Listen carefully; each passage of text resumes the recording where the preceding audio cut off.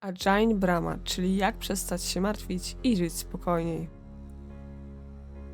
Cześć drodzy widzowie, witam was w kolejnym odcinku i dzisiaj film podzielimy sobie na 8 części, to znaczy wstęp, kim jest Ajahn Brahma, dlaczego tak bardzo się martwimy, buddyzm bez mistyki, cierpienie, przywiązanie, kontrola, styl Ajahna Brahma, humor, łagodność, dystans oraz 5 praktycznych lekcji do życia, spokojniejsze życie jako codzienny trening i podsumowanie.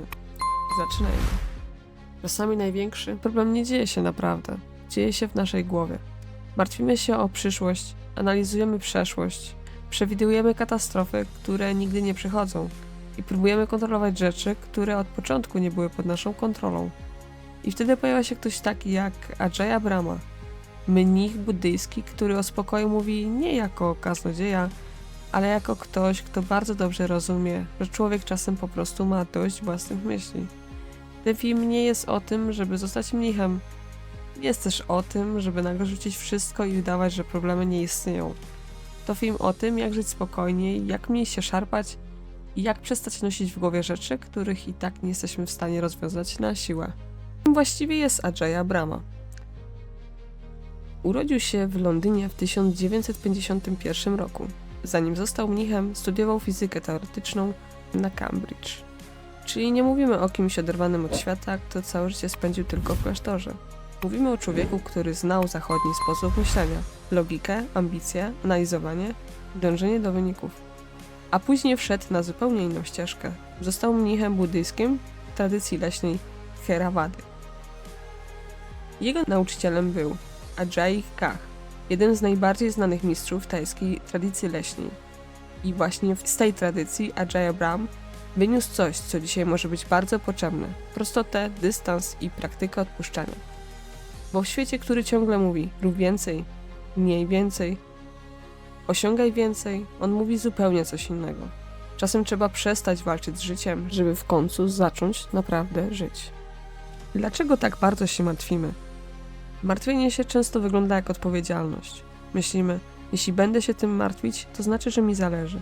Jeśli przeanalizuję wszystko 100 razy, to uniknę błędu. Jeśli będę przygotowana na najgorsze, to nic mnie nie zaskoczy.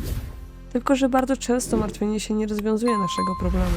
Ono tylko robi z naszego umysłu miejsce, w którym nie da się odpocząć. To trochę tak, jakbyś nosiła plecak pełen kamieni, albo większość tych kamieni nawet nie należało do ciebie. Przeszłość już się wydarzyła. Przyszłość jeszcze nie przyszła. A teraźniejszość? Często przegapiamy, bo jesteśmy zbyt zajęci jednym albo drugim. I tutaj buddyzm nie mówi, nie czuj nic. Nie mówi, nie przejmuj się niczym. Mówi raczej zobacz, co naprawdę się dzieje. Czy to jest realny problem, który możesz rozwiązać? Czy to jest tylko myśl, która udaje problem? Bo to jest naprawdę ogromna różnica. Buddyzm bez mistyki, cierpienie, przywiązanie, kontrola. W buddyzmie bardzo ważne jest zrozumienie cierpienia, ale cierpienie nie oznacza tylko wielkich tragedii. To może być też codzienne napięcie. To ciągłe powinno być inaczej. Ja powinnam być już dalej. Ten dzień powinien wyglądać lepiej. Ludzie powinni mnie zrozumieć. Życie powinno być bardziej sprawiedliwe. I duża część naszego napięcia bierze się z walki z rzeczywistością. Nie z samego faktu, że coś się wydarzyło, tylko z tego, że nasz umysł ciągle mówi, to nie powinno się wydarzyć. Tak nie powinno być. Ajahn Brahma często uczy przez proste historie i humor, by z czasem łatwiej zrozumieć prawdę, kiedy nie jest podana jak ciężki wykład. Jedna z najważniejszych lekcji w takim podejściu brzmi: nie wszystko, co przychodzi do twojego życia, musisz natychmiast naprawiać, kontrolować albo odpychać. Czasem najpierw trzeba przestać walczyć. Nie po to, żeby się poddać, tylko po to, żeby zobaczyć sytuację jasno. Bo kiedy jesteśmy w panice, nie widzimy dobrze. Kiedy jesteśmy w napięciu, reagujemy automatycznie. Kiedy próbujemy kontrolować wszystko, tracimy energię na rzeczy, na które i tak nie mamy wpływu. Spokój nie oznacza bierności. Spokój oznacza, że przestajesz dolewać benzyny do ognia własnymi myślami. Styl Ajahn Brahma. Humor, łagodność, dystans. To, co wyróżnia Ajahn Brahma, to jego lekkość. On nie mówi o duchowości w sposób ciężki, zimny i niedostępny. Często używa żartów, historii, metafor. I właśnie dlatego trafia do ludzi, którzy normalnie może nigdy by nie zainteresowali się buddyzmem. Bo prawda jest taka, że czasami jesteśmy dla siebie okrutni. Zrobimy błąd i od razu siebie atakujemy. Mamy gorszy dzień i od razu myślimy, że cofamy się w życiu. Nie wyszedł trening, relacja, plan, inwestycja, rozmowa i od razu robimy z tego dowód, że z nami jest coś nie tak. Ajaya Brahma bardzo często pokazuje coś odwrotnego. Łagodność. Nie taką słabą łagodność, która mówi rób co chcesz, nic nie ma znaczenia, tylko mądrą łagodność. Taką, która mówi nie musisz dokładać sobie cierpienia tylko dlatego, że życie i tak jest trudne. To jest bardzo mocne, bo wielu ludzi myśli, że żeby się rozwijać trzeba się ciągle cisnąć, że dyscyplina musi być brutalna, że spokój oznacza brak ambicji. A to nieprawda. Możesz mieć cele i jednocześnie nie niszczyć siebie po drodze. Możesz pracować nad sobą i jednocześnie traktować siebie jak wroga. Możesz chcieć więcej, ale nie żyć w ciągłym poczuciu braku. To jest styl życia, który nie podlega na ucieczce od świata, tylko na tym, żeby nie pozwolić światu rządzić twoim wnętrzem. 5 praktycznych lekcji do życia. Z nauk Ajaya Brahma i buddyjskiego podejścia można wyciągnąć kilka bardzo praktycznych lekcji. Lekcja pierwsza. Nie każda myśl zasługuje na twoją uwagę. To, że coś się pojawiło w głowie, nie znaczy, że jest prawdą.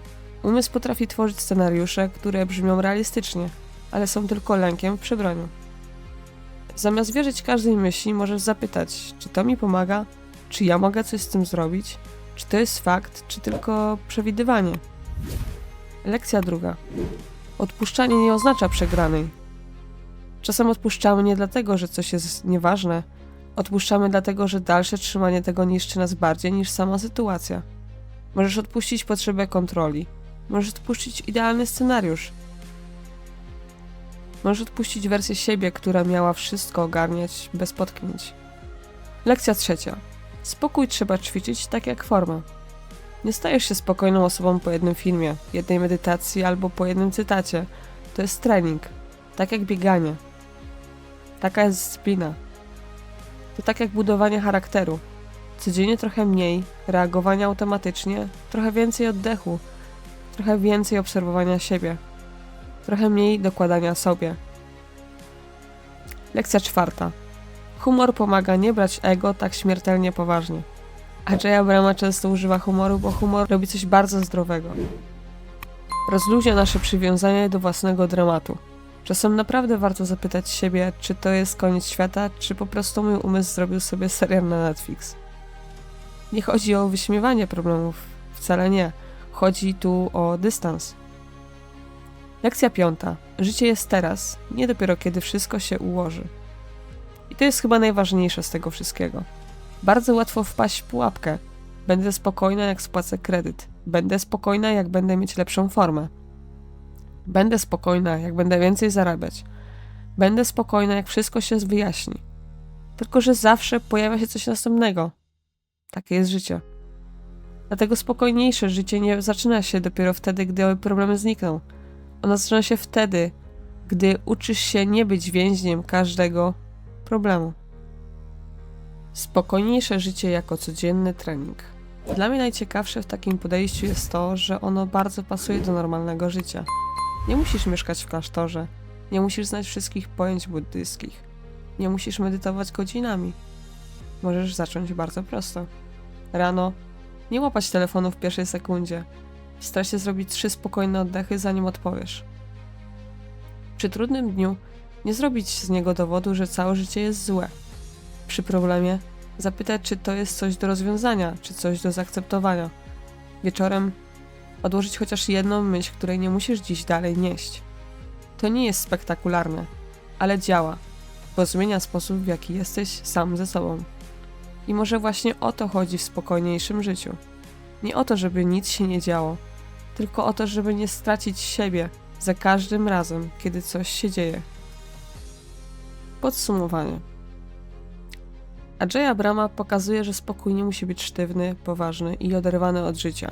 Może być prosty, może mieć humor, może być codzienny, może wyglądać jak jeden oddech przed reakcją, jak odpuszczenie myśli, która wraca po raz setny, jak powiedzenie sobie, nie muszę teraz rozwiązywać tego całego życia i jeśli miałaby zostać jedyna rzecz z tego filmu, to właśnie ta. Nie musisz wierzyć każdej zamartwionej myśli, która produkuje twój umysł.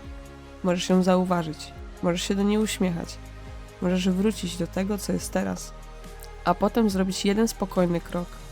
Jeśli chcesz więcej takich filmów o spokoju, dyscyplinie, buddyzmie, samorozwoju i życiu bez ciągłego napięcia, zostaw subskrypcję.